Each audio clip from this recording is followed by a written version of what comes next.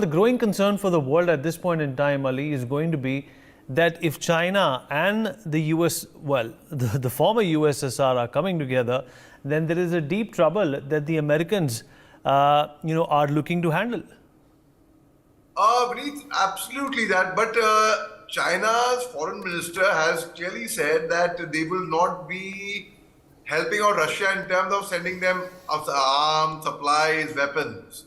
But yes, I agree to the fact that it's a very, very big emotional support for Russia that China extending their support, but China has made it stand that it's going to be neutral, which means it will not really favor either of them.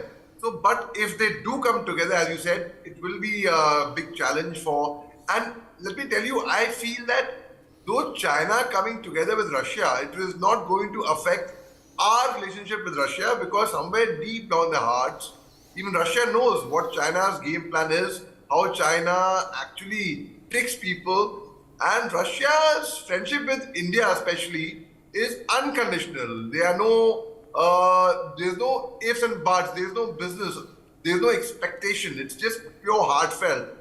And so most certainly but in a given scenario where China and Russia do come together and China says, okay, I'm not going to be neutral. I will go ahead, I will support Russia head on. There's no doubt about that. Then there could be trouble for the world, and this war which people were anticipating ever since 24th February last year. When will it end? It's going to go on further and further and further, Vineet. Ali, what do you make, the partnership is all going to be about? Is it also going to affect the ongoing Ukraine war? Because we know that latently China is looking to extend this war, because that would also mean that the Americans will be on their toes, especially when it comes to their dominance and aggression in the South China Sea. Most certainly, Vineet. China would want it. I mean, in the heart of hearts, they would really want the war to extend because ultimately, in the long run, China benefits from it, and China's strategy is that to weaken the other nations so that they become strong. So you don't become big by putting anyone down.